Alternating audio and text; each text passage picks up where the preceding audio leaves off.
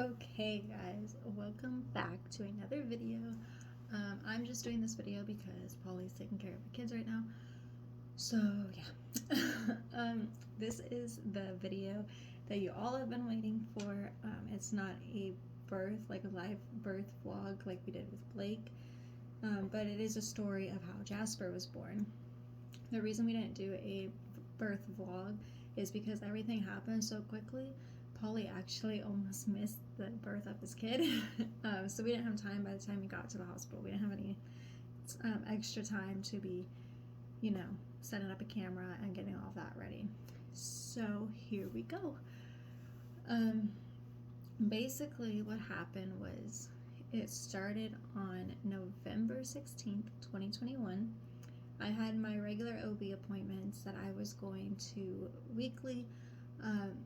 Before this though, so I tested positive. Oh, hold on. Hubby texted me. Let me see what he said. Oh, it was a picture of the boys. Okay. So, anyway, what happened was he ended up. Oh my gosh, I'm a mom brain. Okay, so at 32 weeks pregnant, I ended up testing positive for preterm labor. So I was going in weekly for an ST test. Sometimes I went in twice a week, sometimes I went in once a week. Usually it was only once a week though. And basically what an ST test is, you can look it up if you want, but it's basically they hook up monitors and they look at on the screen in your room the contractions, the baby's movement, the heart rate, make sure everything's going smoothly and that I'm having a healthy pregnancy. So I was doing those tests weekly, sometimes twice a week, but usually weekly, like once. Anyway, I had my regular OB appointment November 16th, 2021 at around 10:30, 11 is when my appointment was. So I went in to my appointment and I gave the nurse and my OB like an update of how everything was going with me. I brought up that I've been having a lot of lower back pain. I lost more of my mucus plug because I've been losing it over time, but recently I've been losing more. And I also now have a bloody show, which happened that morning. So that morning I woke up, I was sitting on the couch, and I felt like, it's kind of a TMI, so I'm sorry. I felt like a dampness down there. And at first I thought maybe I peed myself because that happens when you're pregnant. You got your baby pushing on your bladder. So I thought I peed myself. Turns out I didn't. I was bleeding. It was only like spotting though at first, and then it progressively got a little bit more. It was never like clots, but it was enough to be considered a bloody show. So I told my OB about that. And that was like a new symptom I have had besides the back pain I've been having. I've been having regular contractions. I've been having mucus plug lately, but the bloody show was new, and that's usually a sign that labor is approaching. So I had told the OB and nurse all about that. My OB was doing regular like cervix checks. So the week before at my last OB appointment, I was measuring in at like 1.5 to 2 centimeters dilated. So he checked me this time because I had brought up the bloody show, so we wanted to make sure everything was still okay and intact. So he checked my cervix, and he didn't tell me how far along I was, but he definitely looked kind of concerned. So he looked at the nurse, and because there's an OB and a nurse, because my OB is a male, so when you get cervix checks, you have to have a female in the room with you. So he looked at the nurse, and the nurse didn't say anything. She just looked at me and kind of smiled, and I was like, okay, like what the heck's going on? And anyway, I was in so much pain, I didn't even bother asking him what was happening, what he discovered down there. I just wanted to go home. But instead of going home, he said that I need to go to the hospital to be checked, which isn't the first time, because usually when I went to my OB appointments, afterwards he would send me to the hospital to be checked in the labor and delivery area and monitored for an hour or two. So I just thought this was kind of like a regular thing. Like, I didn't think I was going to have a baby that day. So anyway, I finish my appointment. He doesn't even want me making another appointment for the following week. So I'm like, that's kind of odd too, because usually he wants me to. And at this time, I was only 38 weeks and 3 days or 5 days. Something, I think I was 38, somewhere, either 3 or 5 days into the 38-week span. But he had me go to the hospital after my appointment, and the women's clinic is right next to the hospital, so I didn't have to go very far. I drove myself. Polly was at home with Blake. But what had happened though was I went to the hospital. I checked in through the emergency room. Since I go in there weekly, they knew my name, my birthday. They had me memorized. And they thought I was going in for a regular NST test, and I told them no, my OB had sent me over. So they checked me in, they called the OB. The OB says, yes, I want her to go get monitored. So they put me in a wheelchair, and from the emergency room, they take me up to the labor and delivery room, like unit area, and they check me in there.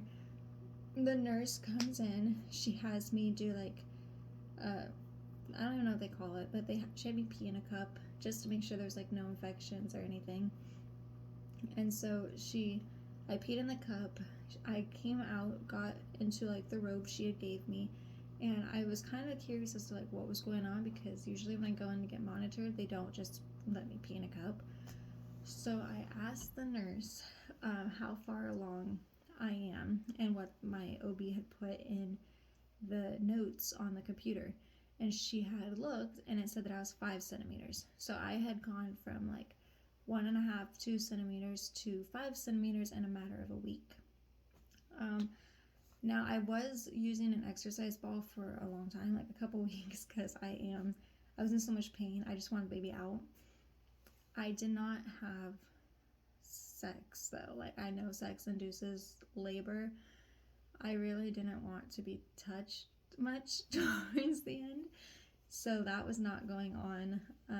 I did try spicy food at one point to get things going. That did not help at all. I read pineapple helps. I ate pineapple. That didn't help. Nothing really helped. I guess it definitely is whenever your body's ready. It'll go naturally. Nothing can stop it or make it speed up, really, in my opinion. So anyway, she said I was 5 centimeters dilated, and they can't admit me until I'm 5 to 6 centimeters. So I thought she was going to admit me then, but she ended up saying that my OB doesn't want me to, and he's giving me one of two choices. So I could either sit around and be monitored, and then if nothing progresses in a matter of an hour or two, be sent home and come back 2 days later for my NST test that I had scheduled for the 18th, or I could get IV stuff started, and so that way and I could get in the jacuzzi for an hour, because the jacuzzi helps with making your muscles down there like contract and loosen up and dilate further. The warm water does. So she said I could either sit around, or I could get IV stuff going and then get in the jacuzzi. So that way when I get out of the jacuzzi, if I dilated further, they don't have to keep poking at me. I'm already poked.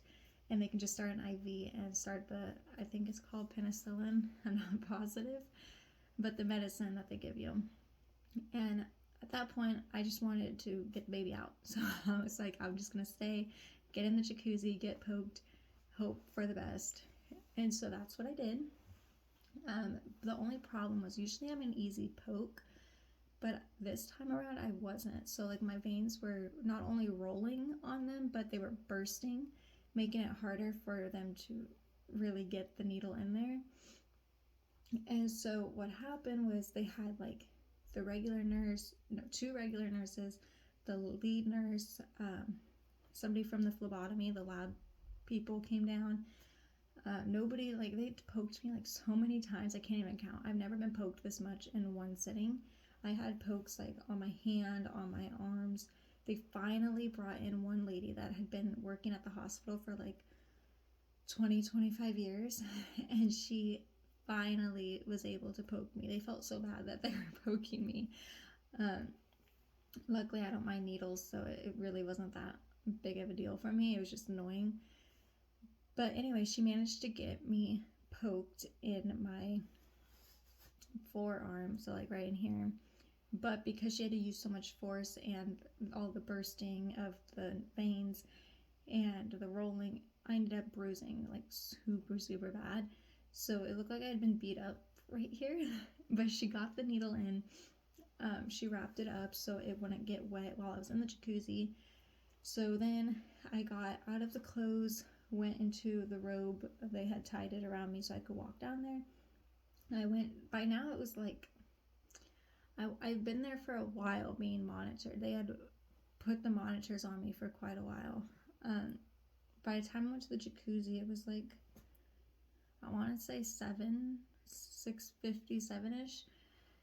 And I went to the jacuzzi. You can only be in there for an hour long. So I sat there for as long as I could because it felt great on my back in the warm water.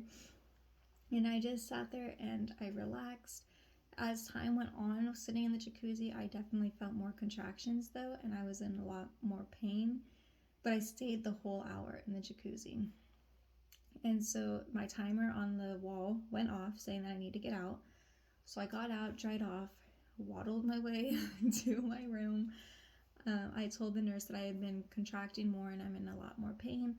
So because of that, she hooked me back up to the monitors, which I'm sure they were already going to do whether I said I was in pain or not. But she hooked me back up to the monitors. She looked on the screen, like the monitor screen, and she could see I was having pretty frequent big contractions. So due to that, she ended up checking my cervix and she said I'm now at a 6. So she calls my OB. I asked if I was getting admitted or not. She said she's not sure. She's going to call my OB, see what he suggests I do. So she calls him. He suggests that I get admitted. So she comes back. She asks me about my birthing plan. She asked my emergency contact, asked about Paul, like who's the father, the relation to him. Do I feel safe at home? All the baby safety stuff. She's going over everything, which I already knew all the like protocols because this isn't my first time, but I know they have to do it each time. So anyway, she said that also my OB is going to be coming in and inducing me, meaning he's going to come in and burst my water to really get things speeding up. Now with Blake, I had an epidural, so I remember them bursting my water, but I don't remember the pain. And I don't remember when the pain started, so that was a little bit different. So with this time, I had no medicine still. I still had no epidural. They kept asking me, and I said, no epidural. I don't want that. And they were kind of like downgrading me, saying they've only seen a couple girls do it with no epidural, so they didn't really think I could do it. But I pushed through, and I said I want no epidural, no medicine, nothing. So by the time my OB came in, it was about 8, it was probably about 8:20, and he burst my water, and it was literally like maybe 2 seconds or 2 minutes after he burst it, I was in so much pain. I was like hunched over my bed and just crying. Like I couldn't talk to anybody. I was in so much pain. I can't even describe it. Until you give birth and feel the contractions, you can't describe the pain. It literally feels like I don't even know how to explain it. It's worse than a period cramp. Like your worst period cramp, it is worse than that. So I was hunched over. I managed to text Polly, hurry up. Like I was texting his mom. I was texting my mom. I was texting my dad, giving them all updates. But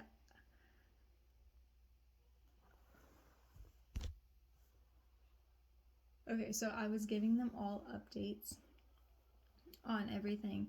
I was texting Polly though, like back to back to back, like hurry up, I'm having contractions really bad, about to have a baby, hurry up, where are you? Like it was back to back to back message. And he told me that he's packing Blake's stuff into the car. He has to go drop Blake off or something like that. I don't know exactly what happened. I don't remember that exactly. I just know he had Blake and we needed to get Blake from our place to the in-laws' place to be watched. And it was taking so long to do. And so anyway, by the time Polly came in to the room, it was about, I want to say like 8:30 at night. and I was still hunched over. I was in tears. At that time, I had taken the robe completely off. I'm not sure if you're allowed to be completely naked while giving birth, but I did. I took everything off. I had no underwear, no bra, no robe, nothing. I was bare. And I took the mask off because I couldn't breathe either. I know with COVID, but at that moment I did not care about COVID. I just needed that baby out. And so he comes up to me and he's like, babe, are you okay? Are you doing all right? What can I get you? Like, I can't even talk to him. I just remember squeezing his hand, and like in my head, I was so mad at him. Like, this is your fault. This is yours. Like, even though it was originally my idea to have back-to-back babies, it was his idea to have Blake, like, as young as we did. But I had to convince him to have a second baby back to back, which is fine because he loves Jasper now and he loved the pregnancy and all of that. So it was never an issue. Anyway, I was so mad at him though because I didn't want to take the blame for anything. I just was mad at him. And I remember like looking at the monitor and literally it was zigzag, like do do do do do do, like so many contractions, so big of contractions and so frequent, it was awful. And I remember at one point I managed to stop like thinking of the pain and I looked at him and I just said, I need to push. That's all I told him. I didn't say anything else. I just said, I need to push. And right then he got the doctor in, he got the nurse in. Shortly after, we had like 6 people in there. And by then I was on all fours, so like my butt was towards my OB because my OB came rushing in shortly after, and it was at like 8:31 when all these people were in there, and they tried getting me to flip over to go to my back because I guess that's how you should be giving birth. I didn't want to do that. I didn't want to be touched. However I was is how I was giving birth. And I asked the nurse because I guess they were checking my cervix then too. Like I don't remember anybody sticking fingers up there, but I guess that's what they were doing. Because I had asked, Polly said if I wanted the epidural. And I said, no, I don't want the epidural. But I did say I wanted medicine. So they gave me medicine when I was about 7-8 centimeters dilated. They had give it through my IV. But I was so far along at that point, it didn't help with the pain at all. It was almost as if I had no medicine. But then I got to the point where I could barely breathe. I remember screaming at the nurse, get this baby out. And I was in so much pain. And so I looked at Polly and I said, I want the epidural. But the nurse told me, she's like, honey, sorry, you're too far along now. You're now 9.5 centimeters. It's too late to get the epidural. So I screwed myself over. But that's okay. I also said at one point, I can't do this, as if I had a choice. But oh, the pain was awful. So anyway, the doctors kept telling me to like breathe. I don't remember breathing during this whole thing. I just remember pushing and pushing and pushing. And like I could feel the pressure down there. It was excruciating pain to say the least. And so next thing I know, Jasper was in our arms. And the nurse was like putting Jasper on my chest. I was exhausted though. I could barely hold him. And I remember looking at the nurse and I was like trying to gesture to her like I can't breathe. And all she kept saying was, oh, you're breathing, honey. You're breathing. Like, I know I'm breathing. I'm saying I'm struggling to breathe. It's hurting to breathe. That was what I was trying to get at. I know I'm breathing. And so I then got tired of dealing with that nurse. I looked to my left, or no, to my right. I looked at Polly and I looked at the nurse behind him. And I was like, I need the air. Like, I need air. And I pointed at the oxygen tank, and that's when she gave me the mask. And I used that for about 10-15 minutes until I could calm down, until I could recatch my breath. I was so tired that I could barely keep my eyes open. I could barely hold Jasper. I was just exhausted. And so I had asked the nurse too if I tore at all. I had no tears. Unlike Blake's, I did tear. I needed stitches. But with Jasper, there was no tearing. I did not use the bathroom. Apparently, I feel like I did, but everybody says I didn't. Polly says I didn't. And I'm sure that's something he would have brought up to me if I did, because he would have been making fun of me for it. But none of that happened. And yeah, so Jasper was born. I ended up only pushing for about a minute and a half, 2 minutes, which is the quickest I've ever given birth. But Jasper weighed in at 7 pounds, 2.5 ounces, and 19 inches long, and was born at 8:33 p.m. on November 16th, 2021. And yeah, so that was that story of the birth. Polly literally almost did not make it to the birth, though. If he would have shown up like 5 minutes after he did, he probably would have missed the birth. Like, there's no way he would have made that on time. But yeah, we stayed in the hospital for I think a day, and then the next day we were not dismissed, we were discharged and sent home. And Blake got to meet Jasper, and the in-laws got to meet Jasper. I FaceTimed my family, some that live in Oregon, some that live in other states, like Oklahoma and stuff, but I got to FaceTime them and show them Jasper and let them meet Jasper. And yeah, now he's gonna be 2 months on January 16th. Time flies. Okay, so thank you guys for watching this video. I know it was a longer video, but it is what it is. Please make sure to subscribe to our channel, click the bell so you get notified for each video, and like this video, comment anything if you want. And yeah, make sure you follow us on Instagram too, because we got an Instagram page where we post like family pictures and all of that. We will try to do more videos though, more occasionally. It's just hard with 2 babies now. But we will do our best. So thank you for watching.